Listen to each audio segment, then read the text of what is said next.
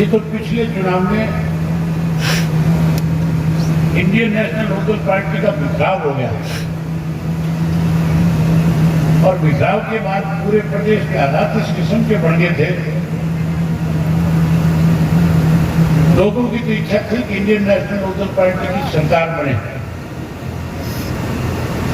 लेकिन भारतीय जनता पार्टी ने एक षड्यंत्र के तहत आपकी पार्टी को कमजोर कर दिया, तोड़ दिया।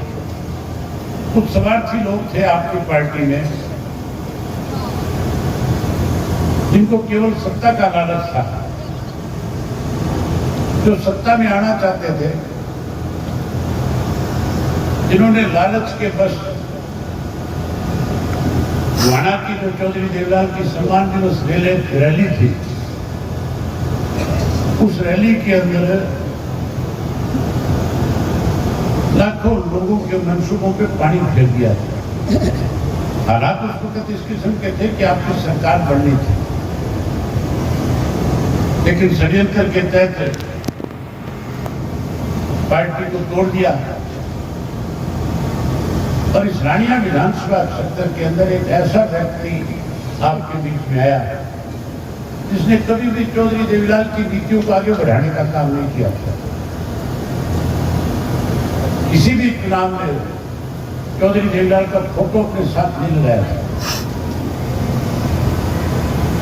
और पिछले चुनाव में न केवल चौधरी देवीलाल का फोटो लगा लिया, बल्कि आप लोगों के बीच में भी भ्रम पैदा कर दिया कि मैं तो भाई साहब से आशीर्वाद लेकर के आया, और ये कहकर के कहीं ना कहीं दाव लगा दिया। लगाया नहीं लगाया दाव। पहले 2 चुनाव हुए थे जिसमें कृष्ण कंबोज को हमने टिकट दिया था। चौधरी रणजीत सिंह ने कभी फोटो लगाया था चौधरी देवीलाल का? क्या नहीं जी, लगाया कभी तो बताओ। उसके बाद रामचंद्र कंबोज को जब हमने चुनाव लड़ाया तब लगाया था, तब भी नहीं लगाया। पिछली बार केवल आपका वोट लेना था, आपको गुमराह करने के लिए चौधरी देवीलाल का फोटो लगा लिया। चौधरी देवीलाल का फोटो तो लगा लिया और अखबार के अंदर जब स्टेटमेंट दी तो ये कहा कि हरियाणा प्रदेश के अंदर मनोहर लाल खट्टर से ज्यादा लोकप्रिय कोई मुख्यमंत्री नहीं बना था। ये बात कही थी कि नहीं कही थी? और कमाल की बात है, अब विचलित हो रहे हैं। मैं आपको एक किस्सा सुनाता हूं, जब आदमी विचलित हो जाता है तो उसकी हालत कैसी होती है।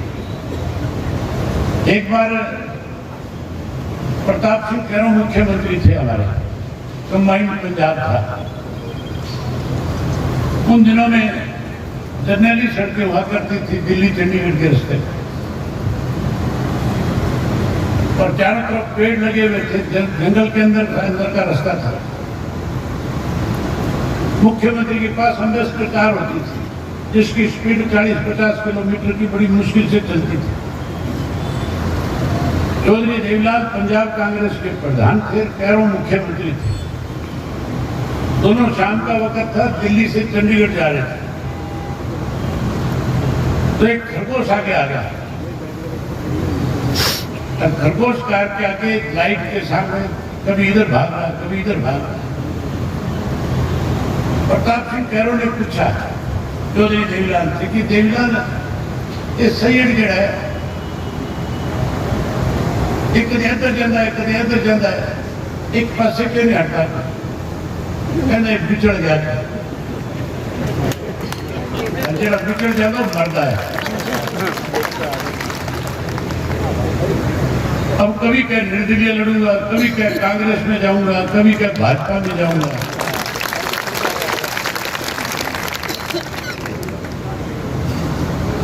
अब भी ये नहीं कहता कि मैंने जिस पार्टी में रह करके 5 साल तक, मतलब केवल इस बात का लालच है कि मुझे एक बार विधानसभा भेज के देख तो लिया। 5 साल में स्वयं थाने का मंत्री बनने के स्वयं कोई काम किया?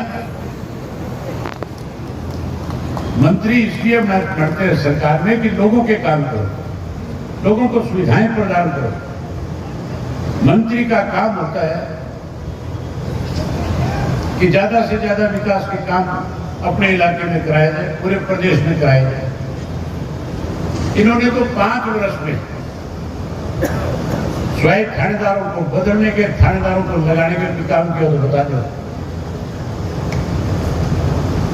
मेरे पास रोज रानिया विधानसभा क्षेत्र के कार्यकर्ता साथी आते हैं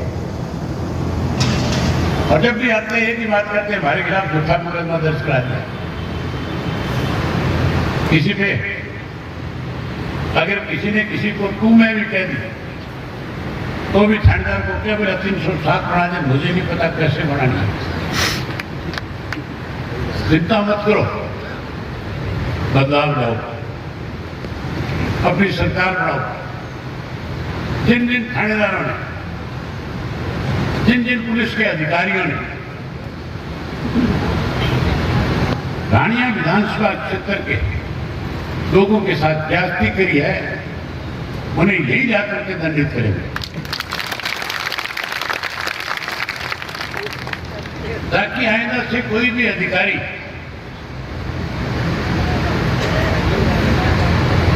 सरकार के दबाव में आकर के किसी को परेशान ना कर सके। चौटाला साहब की सरकार थी,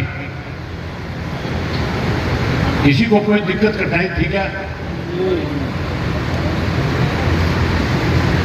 ना नशा बिकता था, ना उस वक्त के अंदर रोटियां मांगी जाती थी, और ना ही आम आदमी को किसी किस्म की कोई परेशानी थी। सरकार आपके द्वार लगता था और आम आदमी की बात उसके दरवाजे पे जाकर के सुनी जाती थी।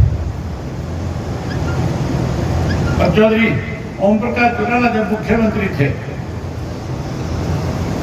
तो 35-36 गांव तो ऐसे थे जो रोड़ी विधानसभा क्षेत्र के थे, और मैं उन दिनों में रोड़ी से एमएलए था। मुझे एक वक्त का याद है, चौटाला साहब का कार्यक्रम खारिया गांव के अंदर था। कम्युनिटी सेंटर का उद्घाटन करना था, लड़कियों के स्कूल को अपग्रेड किया था, उसका उद्घाटन करना था। और मैं सरसा से आ रहा था, क्योंकि मैं विधायक था तो मुझे पहले पहुंचना था। ये राम कुमार जी नैन जो बैठे हैं, ये खारिया से पहले एक नहर आती है, उस नहर के ऊपर खड़े हैं। ओम प्रकाश इनके साथ जो है, इन्हीं के गांव के न्योड़ होते थे, वो भी साथ थे। एक दो लोग और भी थे, सुभाष भी साथ था, मेरे ख्याल ये भी साथ था। ये तीनों चारों नहर पे खड़े, मैंने गाड़ी रोकी, इनको देख करके उनका कैसे खड़े हो, तुम्हारे गांव में प्रोग्राम है? तो बोल के नहीं बताया, नहर की तरफ इशारा करे कि हमें इस तरह का पानी चाहिए, क्योंकि खारिया तो सारा ही वीरानी था, पानी का कोई जुगाड़ ही नहीं था। मैंने उनसे कहा कि आप चलो गांव में, कोई ना कोई रास्ता निकालेंगे, आपके यहाँ भी पानी हो। चौटाला साहब की सोच है कि हमारा जो वीरानी इलाका वो भी आबाद हो। और जैसे ही हम गांव में पहुंचे, मैंने चौटाला साहब के सामने ये बात रखी, उन्होंने उसी वक्त अधिकारियों का आदेश दे दिया कि ओटू से एक नहर निकालो जिसका पानी कारवाना तक जाए।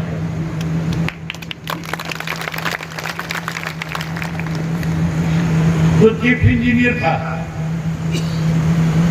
उस चीफ इंजीनियर ने उस नहर का निर्माण किसी तरह से करे, उसके प्रयास किए। 2 महीने निकल गए, 3 महीने निकल गए। मैं जब भी चंडीगढ़ गया, मैंने हमेशा चौटाला साहब को बात याद दिलाई कि आप कह के आए थे, अब तक उसमें कोई काम नहीं हो रहा। चौटाला साहब ने चिफ को बुला लिया, चीफ इंजीनियर, और बुला करके पूछने लगे कि अब तक काम क्यों नहीं शुरू हुआ? तो कहने लगे जी उस पर खर्च ज्यादा आएगा। चौटाला साहब बोले तेरी तनख्वाह में से कटेगा। मेरे खजाने से लगेगा। मुझे दोबारा ये सुनने को नहीं मिले कि इस पे काम शुरू नहीं हुआ, मैं महीने के बाद आऊंगा, तब तक काम हो जाना चाहिए।